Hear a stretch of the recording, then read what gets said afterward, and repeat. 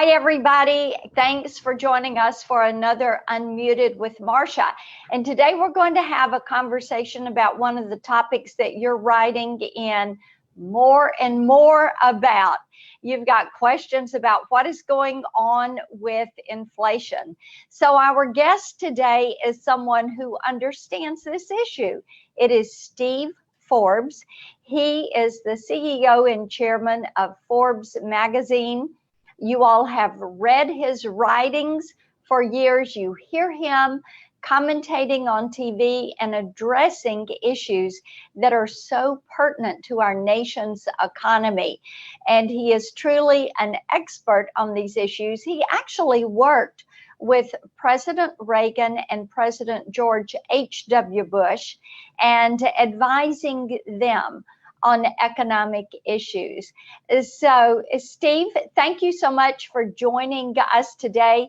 I am delighted to have you with us. And let me just get a couple of your insights when it comes to inflation and talking about how this affects the individual. You know, one of the things I find is sometimes people will say, well, the federal government talks in billions and trillions, and at the kitchen table, we talk in dollars and cents when we're working on a family budget. So help draw that connection between what it means to have inflation coming into our economy and what that's going to mean to families. Well, thank you, Senator. Thank you for having me on your podcast. It's a great honor. You've been in the forefront of fighting for the right things on many, many fronts, very courageously. In terms of inflation, ultimately it means a dollar that has less value, which means higher prices. You've already noticed higher prices. The consumer price index came out with a headline number, 4.2%. Well, anyone who's been to a store, anyone who's tried to buy anything in recent months knows prices have already been rising. So in that sense, that index was a lagging indicator. A lot of it has to do with the disruptions from COVID, which did severe damage to supply chains. You don't restore those overnight. And then there's another big factor, and that is all of this stimulus spending. We obviously needed massive spending in the early days of COVID when you shut down the economy.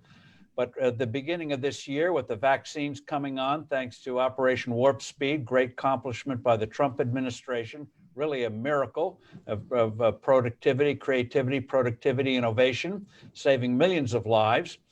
But so the economy was starting to mend. And so what you're seeing with these massive spending bills, already one has passed, 1.9 trillion. These numbers are so big you can't get your mind around them anymore. He's got a 2.3 alleged infrastructure bill, which only about 100 billion goes for actual highways, among other things. And he's got another big bill after that, President Biden. So the question becomes, put aside the desirability or lack of them of these programs, many of which were not given a mandate in the election. The question becomes, how do you pay for them? Well, he wants to put in massive tax increases. And when you put tax increases on businesses, ultimately the consumers and workers and shareholders pay for those things. The money does not come out of thin air. 100 million Americans own stocks in IRAs and other retirement accounts, 401ks. You have pension funds, endowment funds for museums and hospitals and the like. That's who owns the stocks in this country. So when you hit them, you're hitting most of the American people. And so how do you pay for this? Those higher taxes are going to lead to ultimately a stagnant economy next year. But also then the Federal Reserve effectively creates money out of thin air. And that means you have a less valuable dollar, which means interest rates will be going up and prices will be going up even more. None of your listeners, neither you, are old enough to remember the 1970s when we had rising prices, rising interest rates, and a stagnant economy. They called it stagflation. And we're in danger of getting stagflation again. So people know that in your ATM, you have to have the money in the account before the cash comes out. In Washington, the money may not be in the account, but by golly, they find a way of having it come out and spend it, allegedly to help you, but ending up hurting people, especially people who are trying to get ahead with very little, because when you have a stagnant economy, the ones that are hurt the most are those with the least. Yeah, and I think that many times that is the parallel that doesn't get made. When Washington spends more money, it is coming out of the taxpayer's pocket, which means the taxpayer has left less take-home pay from their paycheck every week. And when that dollar is not worth as much, then it's like they're on the losing end. They never can catch up because even if they get a raise, they don't have as much buying power. That's right. You're on a treadmill and the treadmill is winning. And in talk about taxes, the president says, "Oh, nobody under 400,000 will be will be paying higher taxes."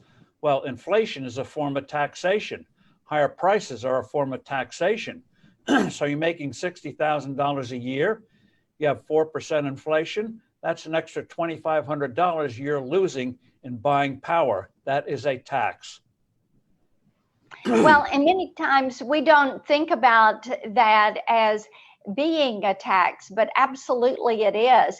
And you talked a little bit about the stagflation of the 1970s. And of course, it was Ronald Reagan who brought our economy out of that malaise that Jimmy Carter had called it. And he did it with pro-growth policies. Exactly. And they combined lower tax rates. The highest rate was 70%. By the time Ronald Reagan got through, it was down to 28%. Lowered income tax brackets for everyone. Everyone got a raise that way. He rebuilt our depleted defenses, so America became strong in the world, winning the Cold War, which was an enormous boost for the economy in the 1990s and early 2000s. He pushed deregulation and good things like that. And so when you do those positive things, by golly, we got a 30-year boom out of it. And unfortunately, those lessons have been completely forgotten. Donald Trump puts in a tax cut in 2017, huge cut in the corporate tax, doubling the exemption, so every family got a raise. And by golly, we had low unemployment, and people, whether it's African Americans, Latinos, got everyone on the ladder, especially those making the least, ended up getting the biggest raises. And so it was a good boom, good broad-based boom. COVID interrupted it. And the question is, can we get it back on track? And the economy is ready to mend itself, but the government under Joe Biden is creating artificial headwinds with higher taxes, printing money, which means higher prices and ultimately higher interest rates and more regulations.